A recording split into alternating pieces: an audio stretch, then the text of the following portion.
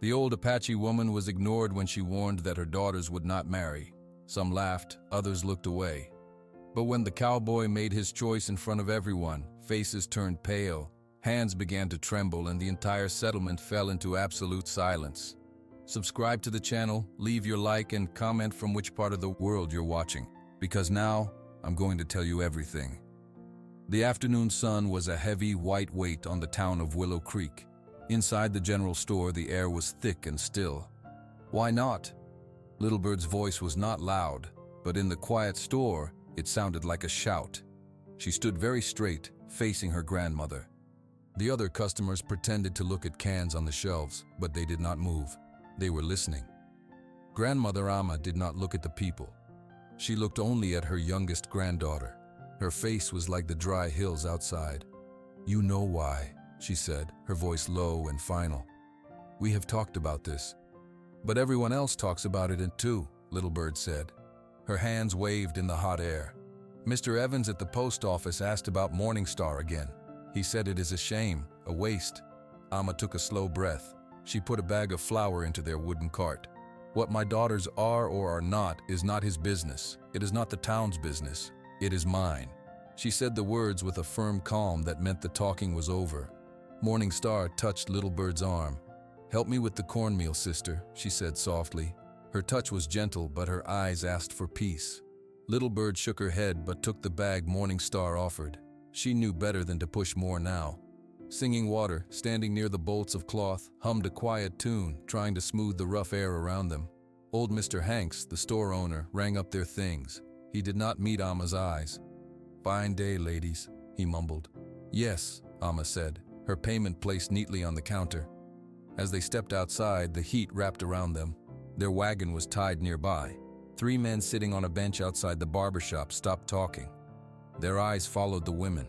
One of them, a man named Roy with a thick mustache, tipped his hat. Amma stared straight ahead, her back a straight line, and climbed onto the wagon seat. Morningstar helped Singing Water up, then Little Bird. The ride home was quiet. The road out of town was just dust and rocks. Their land was different. It was a green spot near the dry hills because of the old spring that bubbled there. The house was small, with a big porch where pots of red geraniums grew. After they put the supplies away, the family went to the garden. This was their work, their peace. Morningstar checked the tomatoes. Singing Water pulled weeds from around the beans with careful hands. Little Bird watered the rows, but her movements were quick and angry. Amma sat in the shade of the old cottonwood tree mending a shirt. She watched her daughters. Her heart felt full and tight all at once. "He meant no harm, grandmother," Morningstar said after a while. She did not look up from the plants. "Little Bird is just feeling the talk." "I know what she feels," Amma said. Her needle moved in and out of the cloth.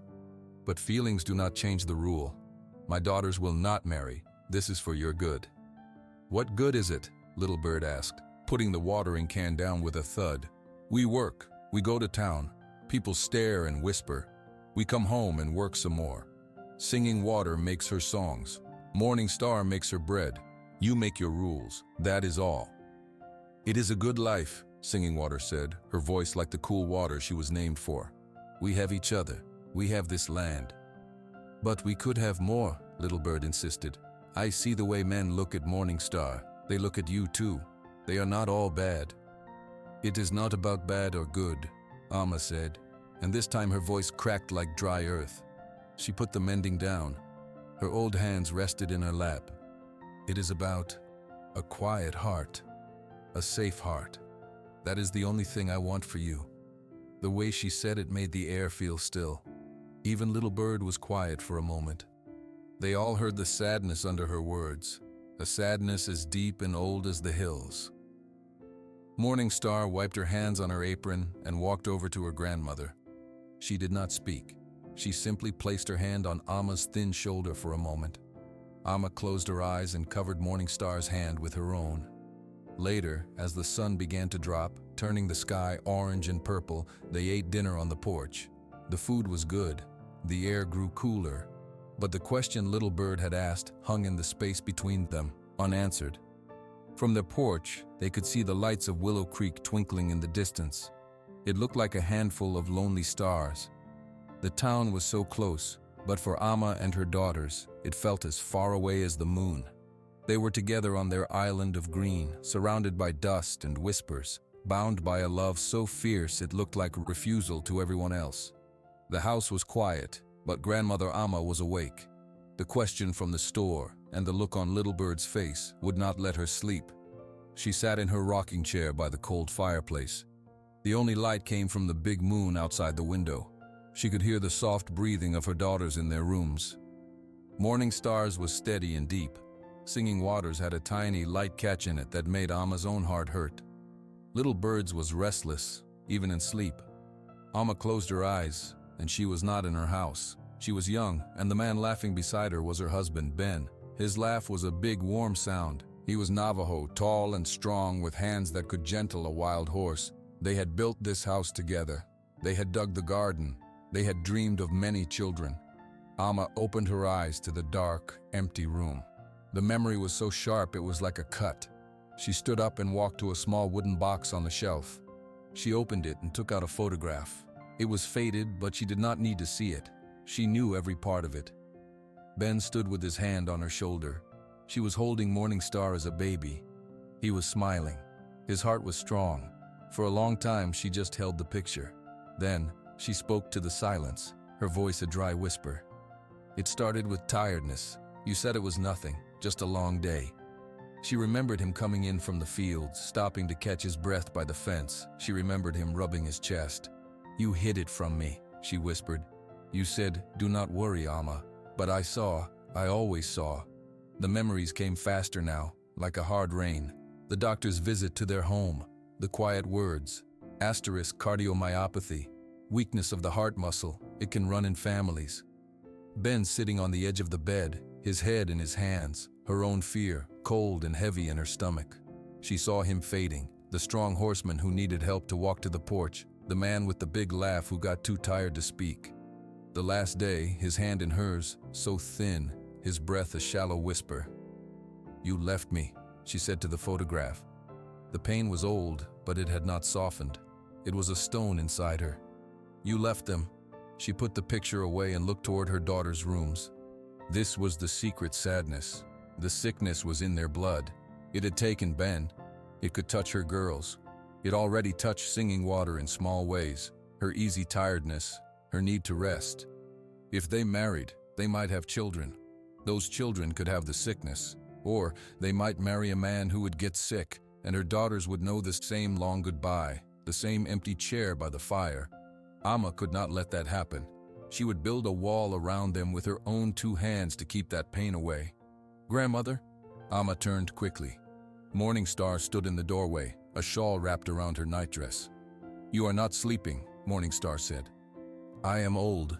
I do not need much sleep, Amma said, turning away to hide her wet eyes. Morning Star came into the room and sat on the stool near the chair.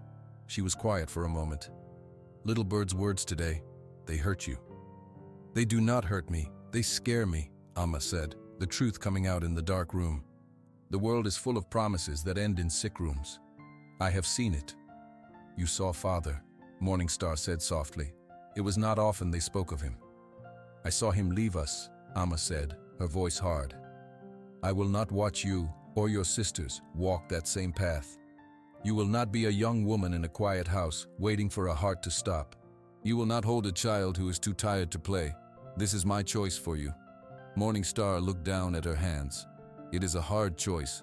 It is the only one, Amma said, her fist pressing against her own chest. The sickness is here, in us.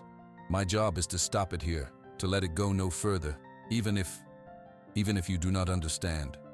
I understand duty, Morning Star said. Her voice was calm but sad. I have always understood. But Little Bird, she only feels the no. She does not see the why. And she cannot, Amma said, finally looking at her eldest daughter. Her face was tired. If I tell the town, they will see my daughters as sick, as broken. They will be afraid, or they will be cruel. If I tell you, you will live every day waiting for the sickness to come. That is no life. This secret is my burden, not yours. They sat in silence. The moon moved across the window. Do you ever wish? Morning Star began, then paused. Do you ever wish for something more? For me? For them? Alma's shoulders slumped. All the firmness left her. She looked like a very old, very tired woman. Every day, she whispered, I wish for you to have everything. Big love, loud laughter, many children. That is what I wish, but what I know is different. So I must be strong where my wishes are weak. Morning Star reached over and took her grandmother's hand. She held the old, knotted fingers in her smooth ones. No more words were needed. Alma looked at their joined hands. This was her family. This was all she had to protect. The secret was a heavy blanket she pulled over them, hoping it would keep them safe, even if it also kept them in the dark. Outside, the wind picked up, whispering through the dry grass of the hills, a sound like a long, slow sigh. The wind that whispered past Alma's house found its way into Willow Creek, kicking up little spirals of dust in the street. It was on such a windy afternoon that John Colton first saw her. He was standing near the feed store, rolling a cigarette. He needed nails. He looked up, and there she was, walking out of the general store. It was the oldest daughter, Morning Star. He knew who she was. Everyone in town knew the three sisters and their grandmother. She carried a sack of flour like it was nothing, but she placed it in her wagon carefully. The wind tugged at her dark hair. A man, Roy, the one who was always talking too loud, stepped in front of her. John could see his mouth moving, smiling, offering help probably. John watched her face. She did not smile back. She shook her head once, a small, firm movement. She said something short. Roy's smile fell away and he stepped back. Morning Star turned and helped her younger sister, the one they called Singing Water, up into the wagon seat. There was a calm strength in her actions. No fuss, no anger. Just a quiet no that was like a closed door. John finished his cigarette. He thought about his own mother. She had that same tired kind of strength near the end. A week later, he saw them again. He was buying coffee at the general store. The youngest one, Little Bird, was talking fast to the old store owner, Mr. Hanks. But why does it cost so much? Little Bird asked, holding up a spool of thread. That's the price, miss, Mr. Hanks said, not looking at her. Grandmother Alma stood behind her granddaughter. She did not speak. She just looked at Mr. Hanks.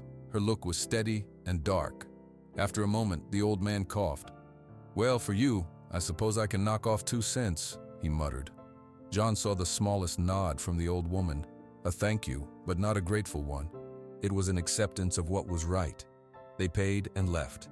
John took his coffee to the counter. Tough old bird, that Alma, Mr. Hanks said, making change. They keep to themselves, John said. It was not a question. Sure do. Got that rule? No marrying. Don't matter who comes calling. Roy, others before him. All get the same answer. The storekeeper shook his head. Can't figure it. Girls like that, good with their hands, keep a home. Makes no sense. Their father passed? John asked, his voice slow. Oh yeah, Ben, good man. Died, must be 15. 16 years back. Got sick, weak heart they said, just faded away. Mr. Hanks leaned closer. Some folks say that's why. That Alma's heart turned to stone when he died, won't let her girls love nobody. John just nodded and left. He did not think Alma's heart was stone. He had seen the way she watched over the girls in the store.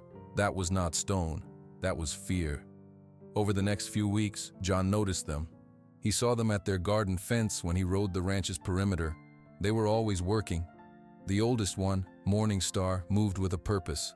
The middle one, Singing Water, moved more slowly, but she kept up. The youngest was a burst of energy. The old woman was the still center of it all, watching, directing. He asked one of the older ranch hands, a man named Carl, about the family. Good land they got, Carl said, spitting tobacco into the dirt. That spring's why. Only reliable water for miles outside of town. Ben, he knew what he was doing when he settled it. The daughters seem strong, John said. Strong enough. But that rule, Carl shook his head. Man like you, you're new. You might think about calling on the oldest. Save your breath. That Alma, she'll shut the door before you say hello. She don't want no men around, not since Ben died. John didn't say anything. He just watched the green patch of their land against the brown hills. He thought about a weak heart. He thought about the quiet, tired sound of his mother's breathing in the years before she died. He had been young, but he remembered the weight of it, the feeling of being alone with a sadness too big to share. He saw Morningstar one more time in town. She was buying seeds. She was reading the packets carefully, her brow furrowed. She looked up and caught him looking. For a second, their eyes met. She did not smile. She did not look away quickly like she was scared. She just gave a small, polite nod, the way one person acknowledges another, and then went back to her seeds. There was no anger in her, no hope either. It was just acceptance. She had accepted her grandmother's rule. She had accepted her life inside that fence. That night, sitting outside the bunkhouse, John made his decision. He was a quiet man. He did not like big crowds or loud talk. He saw a woman who carried her burdens without complaint. He saw a family holding a secret pain he understood. He did not want to break down their fence. He did not want to take Morningstar away. He wanted to help them carry the weight.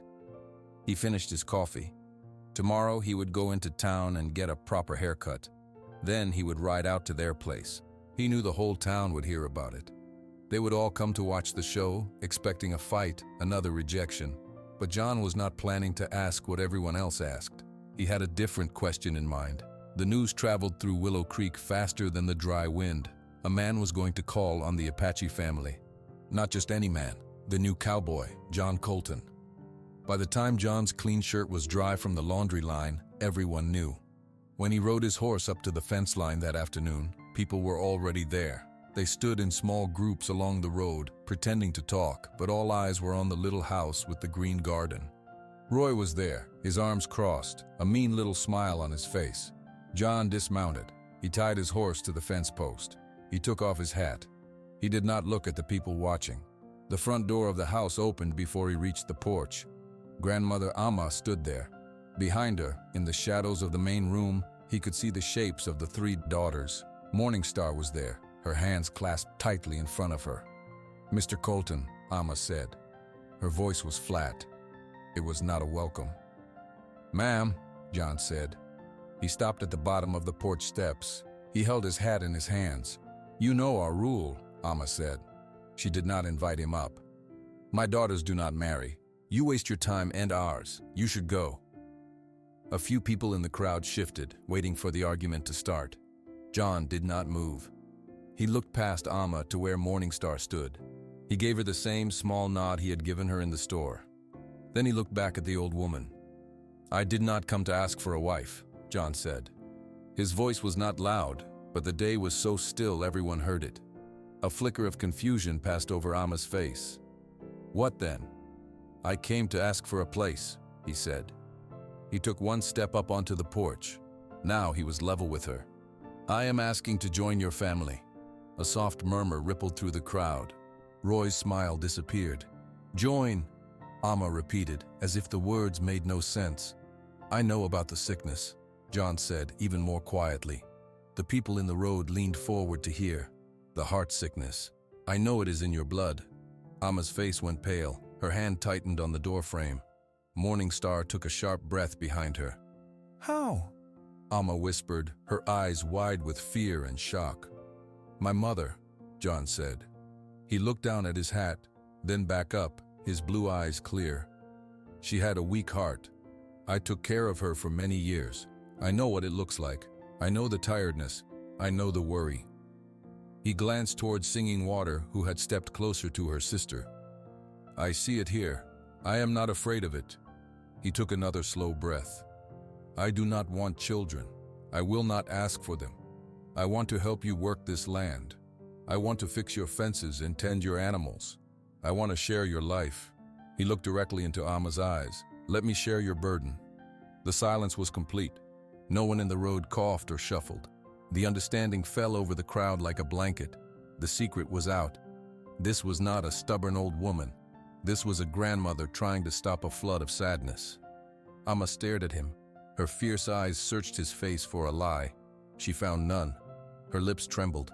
All the strength she had used to hold the door shut for so long seemed to drain away. She looked back at Morningstar. Morningstar's eyes were filled with tears, but she was looking at John. She gave one small, almost invisible nod. Amma turned back to John. Her voice, when it came, was rough. "You would live by our rules? You would accept this life? The sickness, the talk, the hard work?" "Yes, ma'am." "You would be a brother to my girls?" A son to me? I would. Alma closed her eyes for a long moment. When she opened them, she looked at the crowd. She saw their faces. The mockery was gone. Instead, she saw surprise and then, slowly, a dawning respect. They saw her sacrifice now. They saw his offer for what it was. She looked back at John. She straightened her back, but her voice was softer. Then come inside, John Colton. We will talk. John nodded. He stepped up onto the porch and followed her into the house. The door did not close behind them. In the road, the people began to drift away, talking in low, thoughtful tones. Roy turned and walked off alone, his hands shoved deep in his pockets. The show was over, but it had been a different kind of show than anyone expected. Inside, the family stood in the main room. Little Bird's mouth was open. Singing Water had tears on her cheeks. Morning Star could not stop looking at the quiet cowboy who had not asked for her hand, but for her whole life. Alma pointed to a chair at the table. Sit, she said to John. She sat down across from him. She folded her hands on the table. Now, she said, we will begin. The talk at the kitchen table lasted a long time. When John Colton rode back to the ranch that evening, it was with an understanding. 2 weeks later, there was a small wedding at the house. The town preacher came. A few neighbors, the ones who had looked ashamed on the road, attended. John and Morningstar said their vows in front of the cottonwood tree. There was no big party. It was quiet, like the two of them. John moved his few things into the house. He built a room for himself and Morningstar off the back porch. His first real project was fixing the sagging fence along the north pasture. Little Bird watched him from the garden.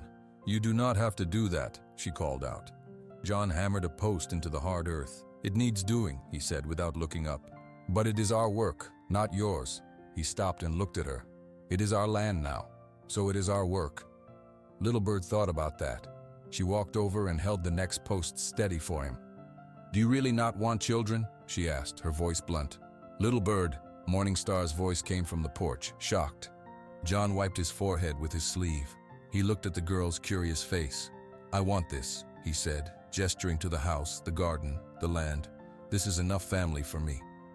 As the weeks turned into months, John simply became part of the rhythm of the place. He rose before the sun. He fed the horses. He repaired the roof. He helped Morningstar turn the hard soil for the winter squash. He did not talk much, but his presence was solid, like another tree on the land. One afternoon, Singing Water was trying to lift a heavy bucket of water from the spring. She struggled, her breath coming short. John appeared beside her. He did not say, "Let me do that."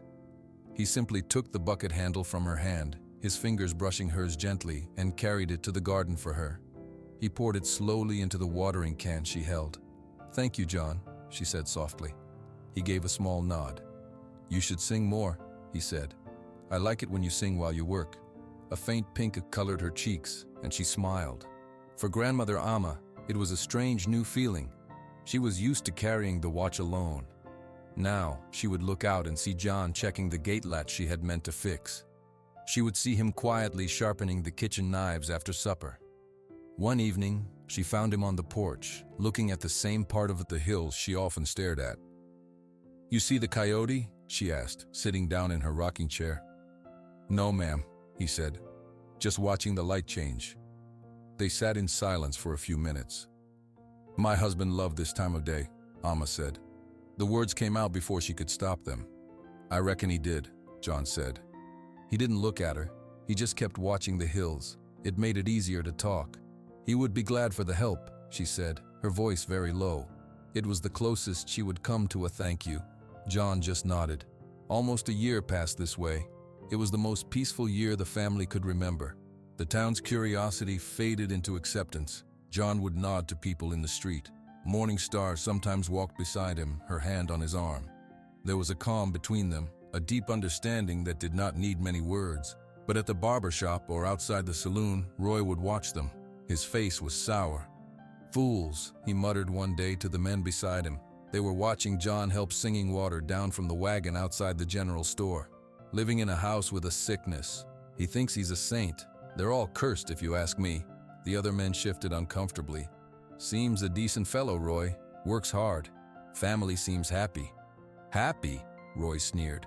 "Wait, just you wait. That sickness isn't done with them. It's a shadow on that land, and shadows grow." The men didn't answer. They walked away, leaving Roy alone with his jealousy. He watched the family drive off, his eyes hard. He had wanted that land once, for its water. He had wanted Morning Star. He had been told no in front of everyone. Now this quiet cowboy had what he could not have. Roy kicked a stone into the dusty road. The peace over the green land by the hills was complete, but it had made his own heart more bitter. He needed to remind the town of the shadow. He just needed the right moment. The change began so slowly that at first, the family thought it was just their imagination. It was Roy's whispers, finding their way into people's ears like a bad smell. One Sunday after church, the women of Willow Creek set up the annual picnic in the park. Tables were laid with food. Children ran around. Amma and her daughters brought a basket of fresh bread and honey from their hives. They walked toward an empty table. Martha Evans, who ran the post office, saw them coming. She quickly waved to another woman. "Betty, come help me move this pie table. It's wobbly right here." The two women hurried to occupy the very table the family was heading for. Morning Star stopped walking. She understood. She turned and guided her family to a spot under a lone tree, away from the others. Little Bird's face was hot with anger. "That was our spot." "It is a free spot under a tree," Amma said, her voice tight. She spread out their blanket. Later, Singing Water went to get lemonade from the big jug. Two girls from town, Susan and Alice, were filling their cups. They saw Singing Water approach. "Oh, look, the jug is almost empty," Susan said loudly. "We should tell Mr. Grady to make more." They walked away quickly, without looking at her. Singing Water stood by the empty jug, holding her cup. She felt a familiar tiredness wash over her, deeper than just hurt feelings. Her heart was beating too fast in her chest. She walked slowly back to the tree. "They are being stupid," Little Bird declared, biting into an apple. "They are being scared," John corrected quietly. He had seen it all. Roy's words are like seeds. He planted fear, and now it is growing. At the general store the next week, Mr. Hanks did not chat. He took Amma's money for flour and sugar without a word. When Little Bird asked for a piece of licorice, he shook his head. "All sold out," he said, even though the jar was full behind him. The air in Willow Creek, which had warmed to them after John's arrival, turned cold again. Inside the house, a different kind of worry was growing. Singing Water moved more slowly each day. She sat down often. One morning, she was washing dishes. She dropped a plate. It shattered on the floor. Morning Star rushed in. "Sister, are you cut?" Singing Water was leaning against the counter, her eyes closed, breathing in short, shallow puffs. I am fine, just clumsy." The soap was slippery, but her face was pale. John saw her pause 3 times to catch her breath while hanging laundry. Amma noticed she only ate half her dinner. Little Bird saw her sitting on her bed in the middle of the day, just staring at the wall. "Singing Water?" Little Bird asked. "Do you need help with your mending?" Singing Water jumped as if waking up. No, I am just thinking." The effort to hide it was making her worse. The secret sickness, now that the town knew of it, was stirring inside her. One afternoon, she was in the garden. She bent over to pull a weed. A sharp pain like a fist clenched in the middle of her chest. The world tilted. She put a hand out into the dirt to steady herself.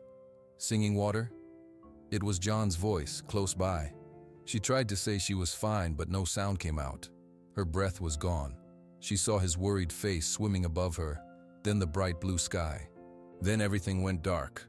John caught her before she hit the ground. He lifted her easily, her lightness frightening him. "Amma," he called, his voice sharper than anyone had ever heard it. "Morning Star!" He carried her into the house and laid her on the sofa. Her skin was cool and damp, her eyelids fluttered. Amma knelt beside her, feeling her forehead, her cheek. "Her heart is racing like a bird's," she whispered, the old fear crashing over her. This was what she had tried to guard against. This was Ben. This was the shadow. "We need the doctor," John said, already moving toward the door. "The one from Tucson." Morning Star held Singing Water's hand, rubbing it. "Just breathe, sister. Just breathe slowly." Little Bird stood frozen in the doorway, her eyes huge. The scary thing they never talked about was here, in the room, and it had a hold of her favorite sister. John saddled the horse quickly. He would ride to town and send a telegram. The peace was over. The waiting was over. The sickness had shown itself, and Roy's whispers were ready to turn into a shout. Dr. Evans from Tucson arrived 3 days later. He was a tired-looking man with a kind face. He spent a long time in Singing Water's room with his stethoscope. The family waited in the main room, not speaking. Little Bird paced. Morning Star held Amma's hand. John stood by the window, watching the road. Finally, the doctor came out, closing his bag. He looked at their faces. "It is her heart," he said. The words were quiet, but they hit the room like stones. "The muscle is weak. It cannot pump blood as it should. This is what makes her so tired. This is what caused the fainting." "Can you fix it?" Little Bird asked, her voice too loud. Dr. Evans sighed. "I cannot fix it. There is no surgery. There is no special medicine. There are some pills. They might help a little. They might give her more time. But they will not make her well." He looked at Amma. "You know this illness." Amma nodded once, her eyes closed. "She must rest," the doctor said. "No hard work, no excitement. She needs quiet. She needs peace of mind." He gave a small, sad smile. "That is often the hardest medicine to find." Singing Water had to stay in bed. The family moved her to a cot in the main room so she would not be alone. Her world shrank to the four walls of the house, the view from the window. She tried to smile. She tried to sing, but her voice was thin and her smiles were tired. News of the doctor's visit flew through Willow Creek. Roy heard it at the saloon. He put down his beer, his eyes bright. This was the chance he had waited for. He went to the home of Frank Malloy, the head of the town council. Frank was a reasonable man, but he was afraid of sickness. "Frank, you heard," Roy said, standing on the man's porch. "The middle daughter is bad. The doctor came all the way from Tucson. There's no cure."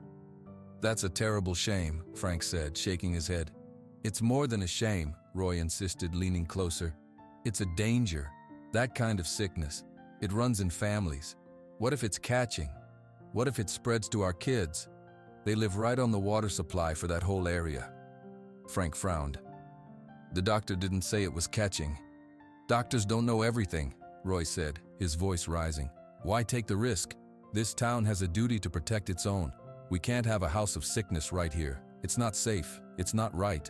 He saw the doubt growing in Frank's eyes. Fear was a powerful argument. Other men on the council heard similar words from Roy.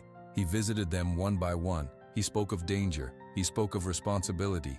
He did not speak of the family's water rights or the rich green land he had always wanted. A week after the doctor's visit, Sheriff Miller rode out to the house. He took off his hat, his face uncomfortable. "Amma John," he said, "there's been a petition. A town meeting is called for Friday night at the schoolhouse." "What for?" John asked, though he already knew. The sheriff looked at the ground.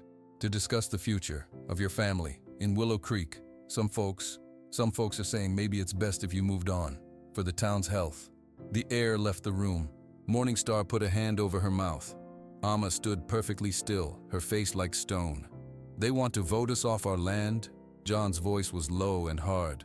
"They want to talk about what's safest," the sheriff said weakly. "You should come. You should have your say." He put his hat back on and left quickly, glad to be gone. Little Bird was furious. "They cannot do this. This is our home." "Fear can make people do hard things," Singing Water said from her cot. Her voice was a whisper. "They are not evil. They are scared." "Roy is evil," Little Bird spat. John walked to the window. He looked out at the land he had promised to help work. The garden, the fence he fixed, the spring. "We will go to the meeting," he said. "And say what?" Morning Star asked, despair in her voice. "They will not listen." "They will listen to the truth," John said. He turned to look at them all. "They will listen, or they will have to say their shame out loud in front of God and everyone." The family was quiet. The fear of losing everything was a cold, new feeling. It was worse than the whispers. It was a door closing, a lock turning. They had fought the sickness inside their walls for so long. Now they had to fight the town outside. The schoolhouse was full. Every chair was taken. People stood along the walls. The air was hot and thick with the smell of nervous bodies and coal oil from the lamps. The family sat together on a bench near the front. Amma sat very straight. Morning Star held her grandmother's arm. John sat on the other side, his hat in his hands. Little Bird fidgeted next to him, her eyes scanning the crowd like a hawk. Singing Water was at home, with a neighbor woman sitting with her. Frank Malloy, the council head, stood up at the teacher's desk. He cleared his throat. We all know why we're here. We got a matter of public health to discuss. The family of Amma and Ben, now with John Colton. Some folks are concerned. He looked at John. John, you asked to speak. John stood up. He was not a tall man, but in the quiet room he seemed to fill the space. He turned to face the people. He looked at their faces, some afraid, some ashamed, some just curious. You are scared, he began, his voice slow and clear. So you want them to leave. That is what this is about. A man in the back muttered, It's about safety. John nodded. I know about safety. I also know about sickness. My mother was sick in her heart for many years. I cared for her. There is no medicine that cures fear. But there is a cure for turning your back. It is called turning around. He paused, letting his words sit. I chose to join this family. I knew about the sickness. I chose to share their burden. That is what family does. He looked around the room. A good community. It is just a bigger family. It helps carry the weight when the load is heavy. You want them to leave because the load is heavy for you to see. But making them carry it alone on the road with no home, that does not make it the load lighter. It just means you do not have to look at it. Many people look down at their hands. Martha Evans from the post office wiped her eyes. The sheriff studied his boots. They have been your neighbors for more than 20 years, John continued. They have never asked for help. They have never caused trouble. They are good people with a hard problem. You can choose to be scared of the problem, or you can choose to be neighbors. He sat down. The room was silent except for the crackle of the lamps. Then Roy stood up. His face was red. Pretty words, he said, his voice loud and rough. Pretty words from a man who wants to keep his nice green land. He talks about burden. I talk about risk. That sickness is in their blood. What if it spreads? What if our children get it? Are we supposed to just wait and see? This town has a duty. The safe thing, the right thing, is for them to go, for the protection of everyone else. He slammed his hand on the back of a chair. We have to think of our own. We vote them out. A murmur went through the crowd. The fear was back, sharp and quick. Heads nodded. Frank Malloy looked worried. We'll take a vote soon, Frank said. Does anyone else have something to say? Little Bird was shaking. She saw the doubt returning to people's faces. She saw Roy's mean, satisfied smile. She thought of Singing Water, pale in her bed at home. She thought of the man from Phoenix. She stood up. Her whole body was tense. Little Bird, no, Morning Star whispered, pulling at her dress. But Little Bird shook her off. Her voice, when it came, was not loud like Roy's. It was clear, like a bell, and it cut through the mumble of the room. I have something to say. Everyone looked at the youngest daughter. Roy rolled his eyes. Sit down, girl. The adults are talking. Little Bird did not sit down. She looked right at Roy. You are not scared of sickness, she said. Her voice did not shake. You are a liar. The room gasped. Frank Malloy stood up. Now see here, young lady. I followed you, Little Bird said, taking a step toward Roy. She kept her eyes locked on his. 4 nights ago, after you were at the saloon, you went out behind the blacksmith shop. I followed you. A man was waiting for you. He came in a fancy car from Phoenix. Roy's face went from red to white. He had a map, Little Bird continued, louder now. He talked about water rights. He said our land has the only reliable water for miles. He said if the family was gone, the land could be bought cheap. Then the water could be used for other things, for new houses, for money. She turned to face the crowd. Roy does not care about your children. He cares about our water. He is using your fear to steal from us. The silence was complete. Then, a wave of noise crashed through the schoolhouse. People shouted. They stood up. Roy pointed a shaking finger at Little Bird. She's making up stories. A child's fantasy. Was it a fantasy when you shook his hand? Little Bird fired back. He wore a gray suit and a black hat. He had a gold ring on his right hand. He called you Mr. Turner. He said, once the town votes them out, we move fast. I heard every word. The details were too specific. People looked at Roy. They saw the truth on his face, the panic, the guilt. Mr. Hanks, the storekeeper, stood up slowly. "I saw that man," he said, his voice quiet. Everyone turned to him. "He came into the store last week, asked about land prices, asked about water sources. He was from Phoenix. He wore a gray suit." Another man, Carl the ranch hand, spoke up. "Roy asked me last month who owned the spring on Ama's land. He asked how the water rights worked." The truth was coming from all sides now. The town turned its eyes on Roy. The fear in the room changed. It was not fear of sickness anymore. It was anger at being tricked. Frank Malloy walked around the desk toward Roy. His face was hard. "Is this true, Roy? Were you trying to scare this family off for their water?" Roy looked at the crowd. He saw no friends there. He took a step back. It's good land. They're sick. They shouldn't have it." "That was not your choice to make," Frank roared. The anger of the whole town was in his voice. "You lied to us. You used our fear for your own greed." Sheriff Miller moved forward, his hand on his belt. "I think you better come with me, Roy. We'll talk about fraud, about stirring up a mob." Roy looked wild. He shoved past the people next to him and ran for the door. The crowd parted, no one trying to stop him. He burst out into the night. They heard his footsteps running down the dusty street, fading away. No one moved to follow. He was running out of Willow Creek for good, and everyone knew it. Frank Malloy turned back to the family. He looked at Amma, then at John, then at Little Bird. He took a deep breath. "The meeting is over," he said to the room. "There will be no vote. This family stays. They are our neighbors." He looked around at everyone. "And we have all acted like poor neighbors. We have some thinking to do." People began to get up quietly. They did not look at each other. They filed out of the schoolhouse, their heads down. The family was left alone in the empty room. The lamps flickered. John put a hand on Little Bird's shoulder. She was trembling now that it was over. "You did a brave thing," he said. "I was just tired of the lies," she whispered. Alma stood up. She walked over to Little Bird and placed her hands on her granddaughter's face. She looked into her eyes for a long moment. Then she simply pulled her into a tight hug. She did not say a word. She did not need to. Morning Star let out a long, shaky breath. "We get to go home." Together they walked out into the cool night. The stars were bright overhead. The fear was gone from the air. A different feeling was there now, sharp and clear. It was shame, but it was also the chance to make things right. The sun was just up when there was a knock at the door. Morning Star opened it. Martha Evans from the post office stood there, holding a basket covered with a cloth. Her eyes were red, like she had been crying. "Morning Star," Martha said, her voice tight. I brought some eggs and a ham from my brother's farm." She thrust the basket forward. Morning Star was too surprised to speak. She took the heavy basket. "Thank you, Martha." "I am sorry," Martha blurted out.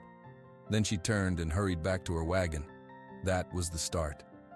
Later that morning, Carl the ranch hand rode up. He tipped his hat to John, who was on the porch. "Heard your north fence took damage in the last wind," Carl said. "I got some spare posts in my wagon. Thought I could give you a hand for a few hours." John studied the man's face. He saw honest regret there. He nodded. "I would appreciate that."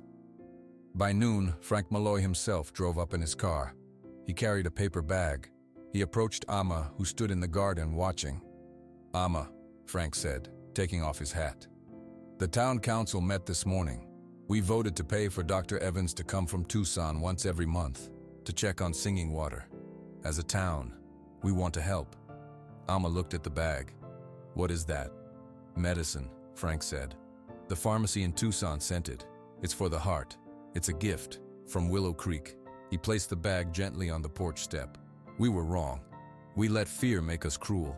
We aim to do better." He left before Amma could answer. Inside, singing water was propped up on pillows. Little Bird was reading to her from a book. The doctor from town, Dr. Lewis, knocked and came in. "Just checking in," he said, smiling. He listened to Singing Water's heart. He asked her questions. He was there 3 times as long as his usual visits. "The specialist from Tucson is good. His medicine should help. But so will all this," he said, gesturing to the window where they could see Carl and John working on the fence together. "Peace is good medicine too. Singing Water smiled. It feels different today. The air. That's because it's not full of whispers anymore, Little Bird said. Over the next days, more people came. Betty Simmons brought a fresh pie. Old Mr. Hanks sent a boy from the store with a box of supplies. On the house, people waved from the road. The fear was gone, replaced by a quiet, determined kindness. One evening, John and Morningstar sat on the porch together. The sky was orange and purple. They could hear Singing Water's soft singing from inside, a little stronger than before. Little Bird was chattering to Amma about a book from the library. John took Morningstar's hand. His palm was rough and warm. "It is not the life I thought I would have," Morningstar said softly, looking at their joined hands. "When I was young." "Is it a good life?" John asked. She looked at him, then at the house, then at the two men from town who had come by to fix their wagon wheel without being asked. "It is a true life," she said. "It is a shared life. That is better." Inside, Amma watched her family through the window. She saw Singing Water laugh at something Little Bird said. She saw the strength in her granddaughter's face, a strength that came from being loved, not just from being protected. The sickness was still in their blood. She knew that. It was a thread of sadness that would always be part of their pattern. But now, other threads were being woven around it. Threads of help from the town, threads of John's steady loyalty, threads of Little Bird's brave truth, threads of Singing Water's gentle courage. It would not be an easy life. There would be hard days, but they would not be alone on those days. Amma turned from the window. She walked to the kitchen and took out flour and honey. She would make bread for tomorrow. It was a small thing, but it was her part. She was not just building a wall against sadness anymore. She was making food for a family that was loved, in a home that was safe, on a land that was truly theirs.